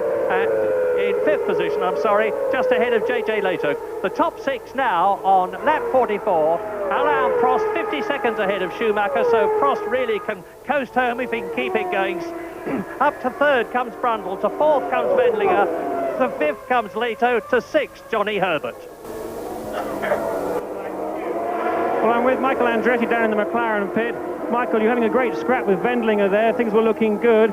Few changes of place, but then it looked like you braked a little bit too late down into Acqua Minerale. Was that the problem? No, my brake balance was off. I had too much rear brake because it was set up for the wet, and I was trying to get to adjuster. I couldn't adjust it, and I was in trouble, and I had to go at him there, and I almost overshot the corner because I locked my rears. And then I was just following him into the next chicane, and they just locked on me, and I just got caught because I was going to try to have another go at him on the straightaway again because he seemed to be having problems there for some reason, and I was just trying to be careful and do that, and I just couldn't get to the brake balance adjuster. That was the problem. So you weren't actually trying to overtake him at that point? No, not at all. Well, we desperately hope that you manage to get a finish soon, Michael. Thank you. Thanks. Well, Aguri Suzuki, who is in 11th place and 2 laps behind, has now got a very impatient Carl Wendlinger behind him, who has got a very impatient JJ Leto catching him. So, again, Suzuki is the key to the placings. Yes, and Wendlinger this lap and the previous lap is absolutely perfectly placed behind the footwork getting onto the straight, and despite the toe, the hole made in the air, that for him to go through, for Wendlinger to go through, the footwork just pulled away. And certainly there's a very poor straight line performance by the Sauber, and I can only think that they must have put maximum wing on for wet conditions, gambled on it staying wetter for more of the race, and this is rather hurting them. 16 laps left, and Alain Prost is well on his way to a record 46th Grand Prix victory. But 16 laps is a long way. We've seen Ayrton Senna go out. We're riding with Alain Prost now as he crests the rise. Now there is Michael Schumacher 52 seconds behind the Frenchman in third position. Coming down to the Acqua Minerale behind Luca Badoa, the Formula 3000 European champion of last year, and still Suzuki holds off Wendlinger. Now you remember how Alesi and Brundle just went straight past Aguri Suzuki after a bit of a struggle, admittedly, but Suzuki has had Wendlinger behind him for lap after lap after lap, which demonstrates the comparative experience of the Austrian. And JJ Leto keeps closing up on his teammate in front in an identical car. Aguri Suzuki is now catching Fabrizio Barbazza, who is in 10th position, but Suzuki in the footwork is, Barbazza is 9th, but Suzuki is 10th. So you're seeing a race now, and neither of those two on the right, Barbazza, who is 9th, or Suzuki in the red and white footwork, who is 10th, and both of whom are ahead of the two Saubers who are trying to lap them, will want to give way. Suzuki will be wanting to get past Barbazza, Barbazza will be wanting to stop him, and neither of them, I suspect, will be paying all that much attention to their mirrors and the rapidly closing Saubers. So, Acqua Minerale. The middle car is Carl Wendlinger, the one on the right. At the back now is JJ Leto from Finland, Keke Rosberg's protege, as is the unfortunate Mika Häkkinen, who is here again for the 4th Grand Prix, in which he will not have driven for McLaren because of Ayrton Senna deciding he's going to have another go. And the rumour is pretty firm now that Ayrton Senna has signed, or will be about to sign, for McLaren for the rest of the season, and that is indeed good news. But Jonathan Palmer is in the McLaren pit area, and I gather he's got news for us. I've just spoken to Ron Dennis of McLaren, and he confirms that Senna's problem was a hydraulic failure. Now on the McLaren, the hydraulics power both the semi-automatic transmission and the active suspension, so it could have been either of those two systems that actually caused the car to stop. Yes, well, that may have been a popping sort of gear change that we heard if it was starting to fail a few laps earlier, but nevertheless, Senna out of the race. Still, Aguri Suzuki fending off, as it were, the two Saubers, and I think it's inexperienced by the team. You can see they've got the 3-tier rear wings on, and that's maximum wing for the wet. Most of the other teams are running just a 2-tier, and big problems. Now, of course, Senna was all rather dramatic before this race here for Ayrton Senna. Thanks, Ed. Look, that's Johnny Herbert at the back, and he's caught the two Saubers. Johnny Herbert in 6th position has caught JJ Leto in the Sauber, who is 5th, and Carl Wendlinger, who is in 4th place. And they are all being held up by Suzuki and Barbazza's battle. And if I had to put my money on anybody as JJ Leto attacks Carl Wendlinger, does he take him or not? And Johnny Herbert goes through. So Johnny Herbert is up to 5th, and JJ Leto is up to 4th, and Johnny is on a charge. His highest ever finish in a Grand Prix is 4th. He's done that twice this year, and he's going to do it again. Yes, and I think Lotus running fairly dry wing settings, which should give them good-ish straight line speed. They were they had good straight line speed in the warm-up this morning. Well, we've cut, and that is Wendlinger. I think Wendlinger has gone to the pits. Looks like more than just a tire stop, so he's got some sort of mechanical problem. Yeah, that was quite a long stop. Now Herbert didn't get past then. And he's gone on to wets. So Wendlinger, it has been spotting with rain, but the track certainly looks to me as if it's got a dry line. It's a strange decision, but maybe it's a gamble. Maybe he's hoping for more rain. But he's got a misfire, and I think that was really why he came in. And the car's making a pretty horrid noise. Well, look at this. Johnny Herbert has come right up through the field. He started well down on the grid. He had a pretty grisly practice, started 12th on the grid and was not very happy with his warm-up situation. I gather that some wrong figures may have been fed into the computer, as a result of which his ride height was wrong. But anyway, whatever, they've got the car right now. Johnny is forcing it. He's right up behind JJ Leto in the black car with the new helmet colour scheme. And JJ Leto is held up by Fabrizio Barbazza, who is trying to get past Aguri Suzuki. So Suzuki has very much been the key in this race. Now, is JJ Leto, who's a very forceful driver and at last has got a car worthy of his talent, going to be able to do anything? And behind Herbert is his teammate, Alex Zanardi, who has come through from quite a low grid position. He was 20th on the grid, I think, and Zanardi having a look down the inside of his teammate, Herbert. Herbert won't be terribly impressed with that. He gives him a sharp little chop across the nose, and that puts Zanardi back a bit. But Lotus is also not proving particularly quick on the straight.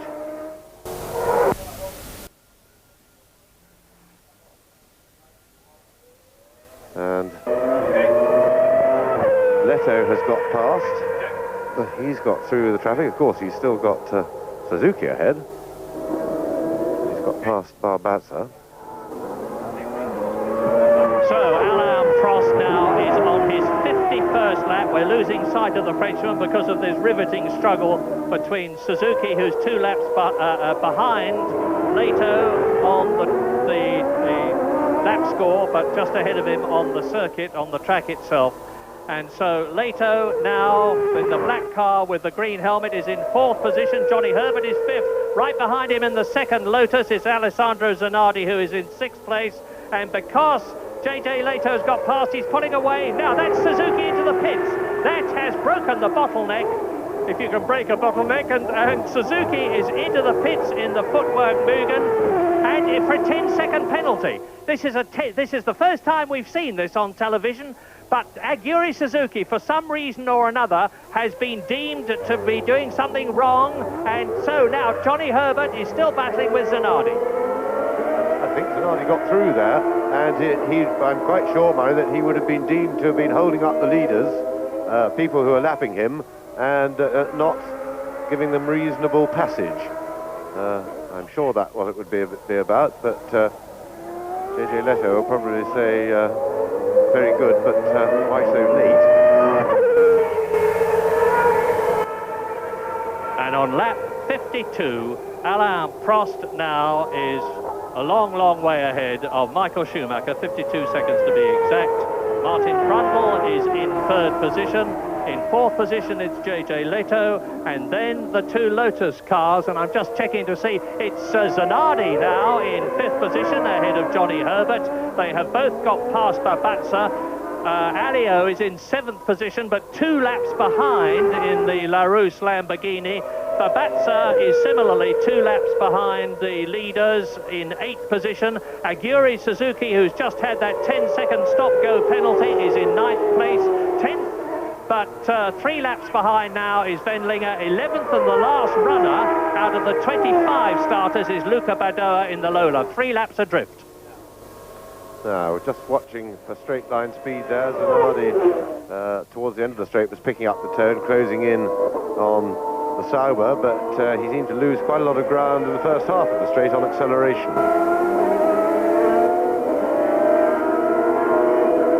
Herbert seems to be struggling to hold on. I wonder if he's got some sort of a problem. And there is Alain Prost, leading by 50 seconds from Michael Schumacher. Wendlinger's gone back into the pits, still with a rough-sounding misfire.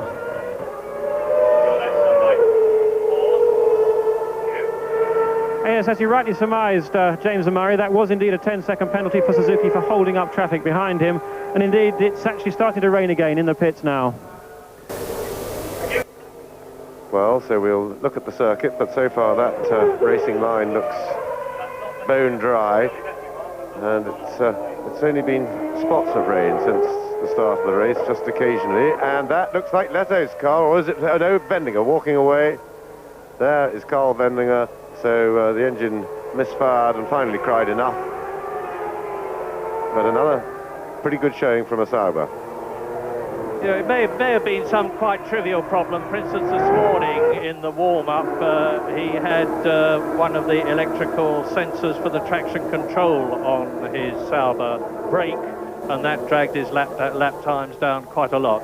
But anyway, Alain Prost now is seemingly well on his way now. He's on lap 53 out of 61 to his 46th Grand Prix victory. This quite incredible little Frenchman. And Michael Schumacher looks as though he's settling for second place, as you can see, nearly 43 seconds behind Prost. He's lapping a lot faster at the present moment, and that is... oh, there's the battle between Zanardi and Herbert, as Zanardi tries to take fourth place JJ Leto. This is the most exciting scrap on the circuit. I remind you, there's only 11 runners left, but this'll do. Thank you, JJ Leto in fourth position. Here's a replay of it as they go into the Aqua Minerale. JJ Leto gets it sideways momentarily, and Zanardi pulls up alongside him. Leto closes the door. Johnny Herbert tries to dive through on the inside and fails. And fourth, fifth and sixth come down into the approach to the Rivazza and then on to complete the lap, which they're doing now. So, Prost leads. Yes, and this is the battle for fourth, and good acceleration the Sauber has away from the corner, and he picked up, but this time I think Zanardi is close enough to pick up the toe. He's getting, now the car's getting sucked along. Good on the inside, and Leto, not quite. Leto held on well, held off the brakes as long as he dared. And Herbert there to pick up the pieces, but seeming to be not as quick on the straight as Zanardi, and I think Herbert is running more wing than teammate Zanardi, and that's proving a handicap for him in these conditions. If you look at the car from the rear, you can see a bigger area of wing on Herbert's car, angle on it. That's Zanardi there, and it's fairly visible. Well, if the Lotuses finish where they are now, and there is Aguri Suzuki looking rather unhappy about something or other in the stationary footwork, and if the Lotus cars finish where they are now, it will be their fourth and fifth points finishes this year, because Zanardi finished sixth in Brazil and Johnny Herbert's had 2 fourth places. But that fourth place here is occupied by Leto, with Zanardi pushing very hard indeed as they... And off goes Zanardi, he's overdone it, and out of the race he goes as Herbert moves up. Gone for the pits, I think, Murray. He went, did he not just go... No, he did, you're right, he did go off. Cool, crikey, he's whacked it around. I beg your pardon, I thought he'd headed straight into the pit road, but he probably doesn't realise he's on fire.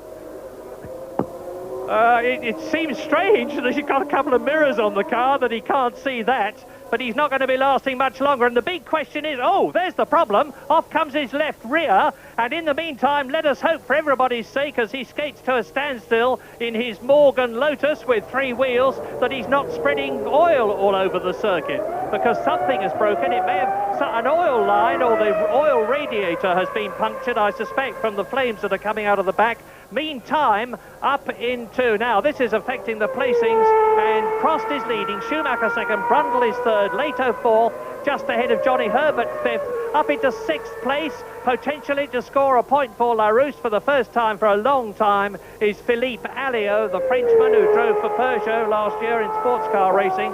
7th is Babatza, and remember, he finished 6th at Donington, not a highly rated driver, but he's proving us wrong at Donington and here. 8th is Badoa, 9th is Suzuki, staggering round a bit at a time now because he's 4 laps adrift. And Carl Wendlinger out of the race. There's only 10 runners left out of the 25 who started, and Alain Prost, the race leader, is on his 56th lap out of 61. Not far to go for 10 points and his 46th victory.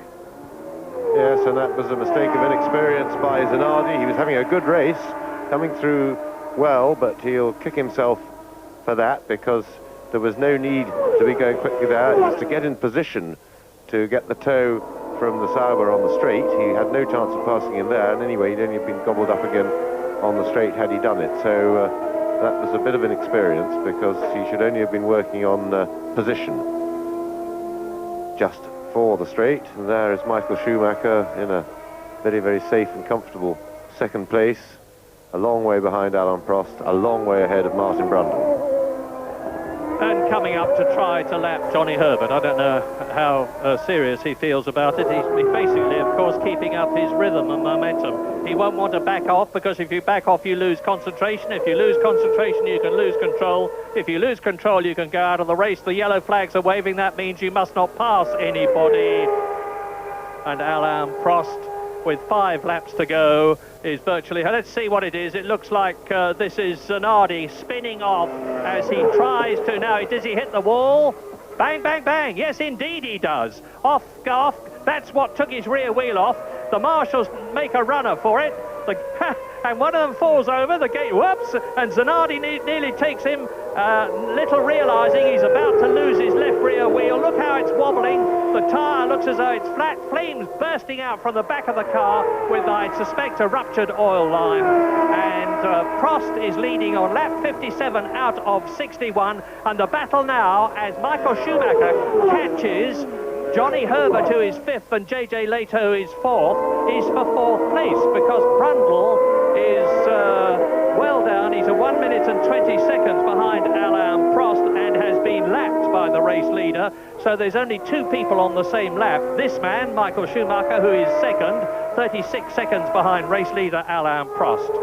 And Martin Brundle has been lapped. But as Martin Brundle came good in the Benetton last year at Imola in the San Marino Grand Prix, so he looks like coming good after a very barren patch in the first 3 races in South Africa and Brazil and at Donington 2 weeks ago. Now, can Johnny Herbert catch and pass JJ Leto as they come down to the Rivazza and take from the Finnish driver 4th place?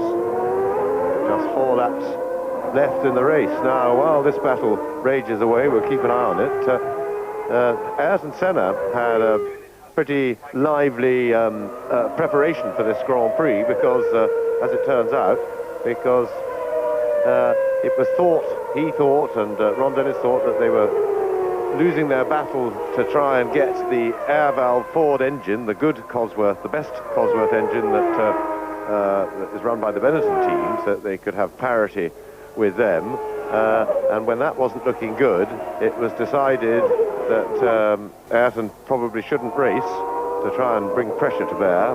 And as late as Thursday morning, he was still in Brazil, thinking that he wasn't going to race, but various people were in contact, and he was, in fact, persuaded that he should come and race.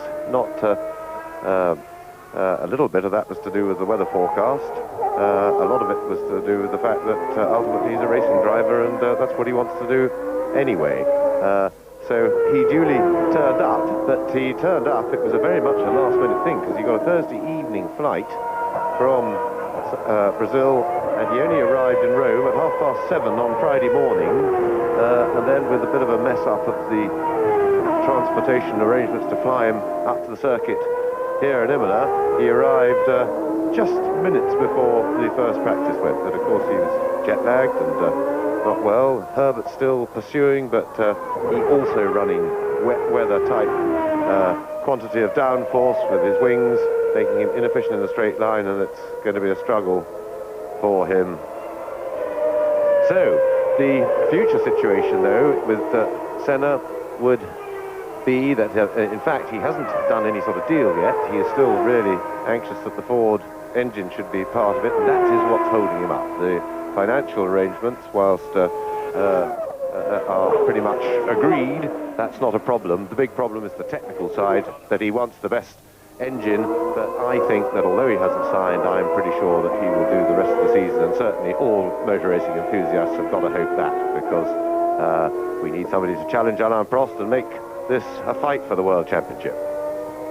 Michael Schumacher, 2nd place, the only man on the same lap as Alain Prost, who is now on his 59th lap and completing it. And this is very significant, because neither JJ Leto nor Johnny Herbert, who have been lapped by Alain Prost, will go the full 61 lap distance, and that means that Herbert, when he's blown his engine, I think I saw a suspicious puff of smoke, and then it went again, and now it's gone yet again, and it looks as though Johnny Herbert's race has been completed on lap 58 for him. So out goes Zanardi, out goes Herbert, and that is rotten luck for Herbert, because with 2 fourth places in the bag already this season, he's repeatedly been interviewed by Jonathan Palmer as a retiree, and if he gets in time, he probably will be again. But meantime, it's taken the pressure off number 30 there with 2 laps to go. Number 30 being JJ Leto, and the highest he has ever finished is 3rd position, and that's Aguri Suzuki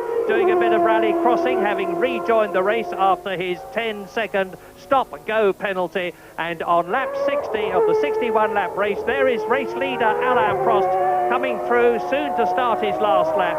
35 seconds ahead of Schumacher second, a lap ahead of Brundle third, Leto fourth, up into 5th position goes Alio, to 6th position goes Barbazza, who looks as though he's going to finish in the points for the 2nd race running, and we certainly would not have forecast that because he started from 25th and last on the grid.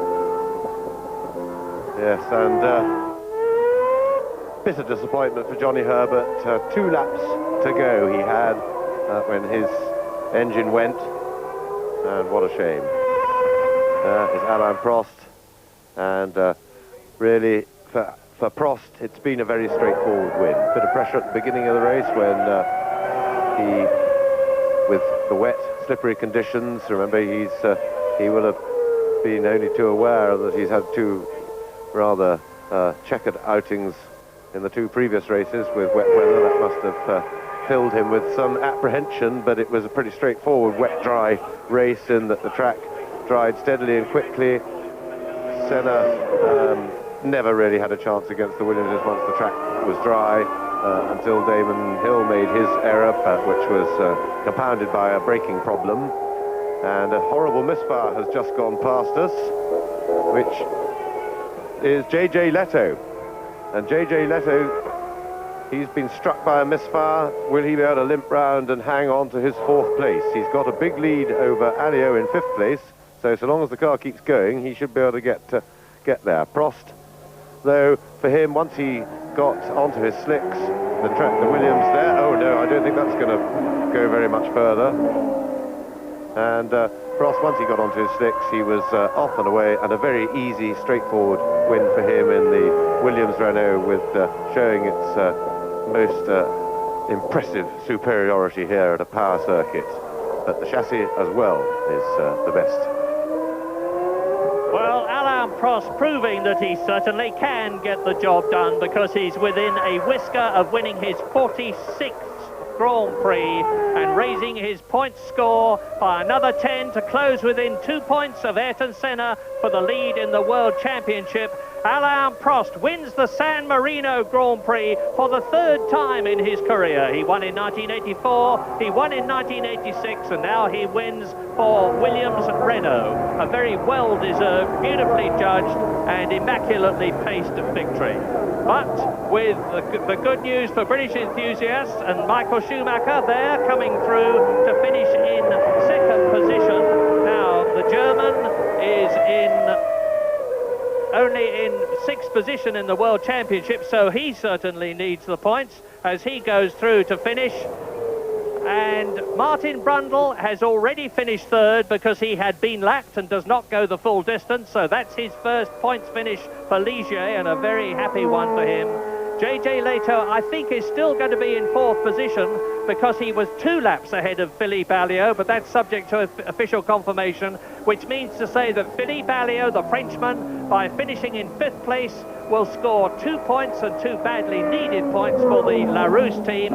And Fabrizio Barbazza for Minardi. That's Martin Brundle coming home in 3rd place in the Ligier Renault, so Renault-engined cars. Williams and Ligier finish 1st and 3rd, and the Ford-engined Minardi of Fabrizio Barbazza finishes in the points, and that's the 3rd points finish for Minardi this year. A gallant, hard-trying little Italian team, and Alain Prost, hand out of the cockpit, will be justifiably delighted because it means now that when they go to the Spanish circuit at Barcelona, where power is going to be important again, will give him the chance to close up on Ayrton Senna and hopefully, from Prost's point of view, take the lead. Fastest lap, incidentally, Alain Prost, 1 minute 26.12, misses by 28 thousandths of a second, beating Riccardo Patrese's all-time lap record. That's JJ Leto being carried back to the circuit in Philippe Alliot's 5th placed Larousse. Now, the question is JJ Leto in 4th position or not? I reckon he is, because, as I say, Alliot was a lap behind him. Yes, and I think he completed 59 laps, Leto, which means he would have completed it well before Alliot did. He, therefore, I think, will have hung on to his 4th place. Alain Prost comes in. The next thing that happens is he's out of the car and up onto the podium to receive the winner's prize and to spray the champagne inevitably. The car goes into the Parc Fermé. That's Michael Schumacher finishing 2nd. Philippe Alliot finishing 5th and carrying home the driver of the 4th place car, JJ Leto Sauber. And Sauber won't be too unhappy, I suspect, because they've had a 5th place for Leto in South Africa and a lot of first 10 places on the grid since the season started, and for a team in its first Grand Prix year and only its 4th Grand Prix race, that is a lot to be very proud about. But Alain Prost has now lifted his incredible World Championship points total to 723. He was the first man to score 500 points, the first man to score 600 points, the first man to score 700 points. He has certainly lost none of his edge. 2 points, as you see, behind Ayrton Senna in the World Championship. And Martin Brundle now in 8th position. And in 3rd position in the championship, 12. Johnny Herbert walking in is Damon Hill. 4th is Michael Schumacher. Equal 5th are Blundell and Johnny Herbert that you see walking. And so it's been an exciting, very demanding San Marino Grand Prix, because only 9 of the 25 starters finished, and here they all are. Victory for Alain Prost, 2nd Schumacher, only those 2 went the full distance. Martin Brundle, 1 lap adrift in 3rd place. JJ Leto, 2 laps adrift in 4th place. Philippe Alliot, 2 laps adrift in 5th place, ahead of Barbazza, 6th position, 2 laps down. Luca Badoer finishes in 7th place. That's certainly the highest the Lola Ferrari has ever finished in its 4 races, 3 laps down. Johnny Herbert actually is classified as 8th, 4 laps down, and Aguri Suzuki, 7 laps down, is classified 9th, with the fastest lap to Alain Prost. Want de Italianen hebben graag een souvenirtje mee naar huis.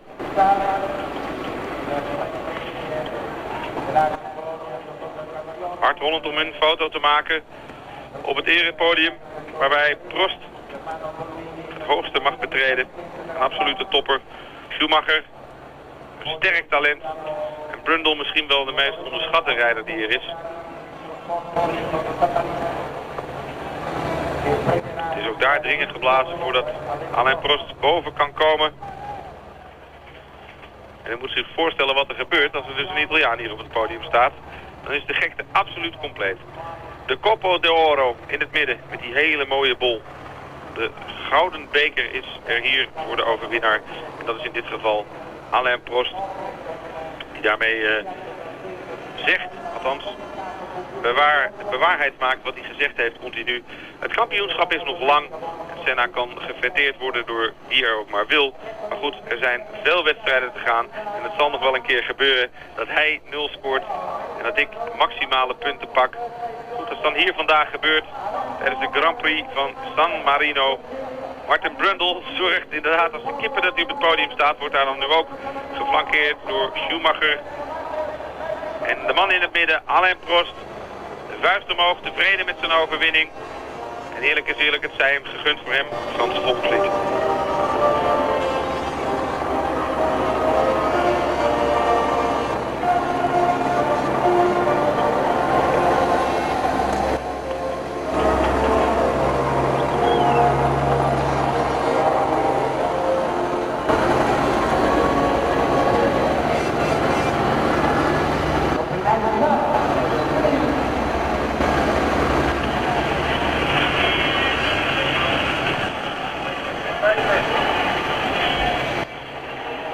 beker al uitgereikt worden aan Alain Prost, die dan nog het Engelse volkslied voor het team van Williams. Ook dat is gebruikt.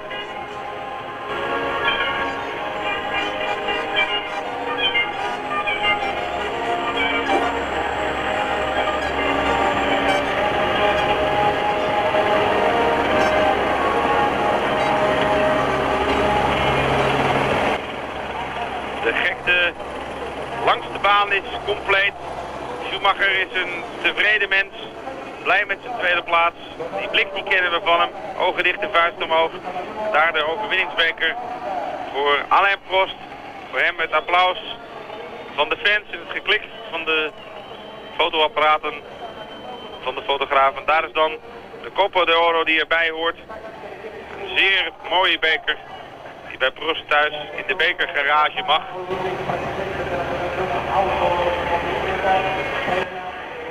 Ook Brundle zal een blije man zijn.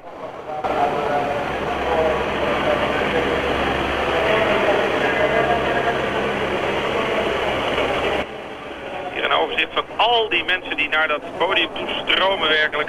Hardwollend over de baan door de pitstraat. Schumacher kust zijn beker. En ook Brundle staat er met een brede glimlach. En wat een overwinning weer. Kijk, die Brundle stapt daar even omhoog. Zegt, voelt alsof hij gewonnen heeft. Omdat hij weet dat er niet meer uit de wagen gehaald kan worden.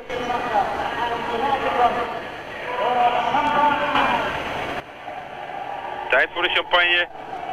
En dat doen ze tegenwoordig slim. Die maken ze van tevoren alvast open. Alain Prost, Martin Brundle en Michael Schumacher in een champagne douche hier op het circuit van Imola.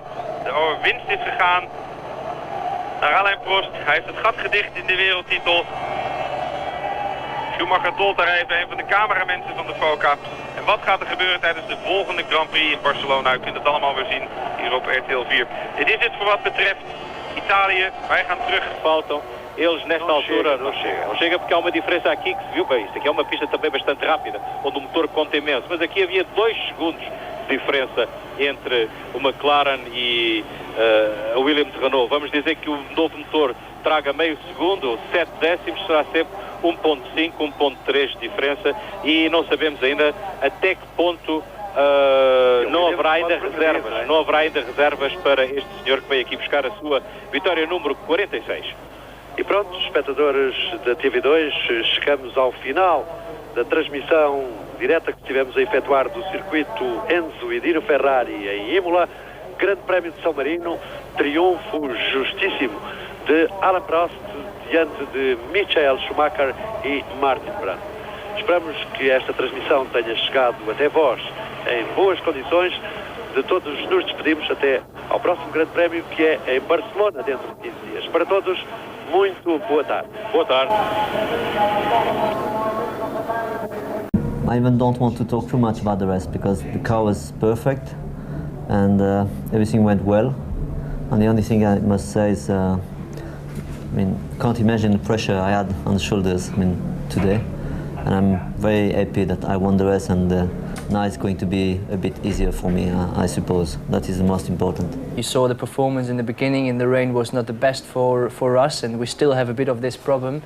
But as soon as it gets dry and we have our normal setup and the normal performance, then we look really good. But as you say, it was really difficult in the beginning. Once you went off the line, it was just luck to keep the car on the road. Car was perfect. We've got some work to do to stay with these guys, of course. So, but you know, it's a third strong result for the team this year, and we're all really happy.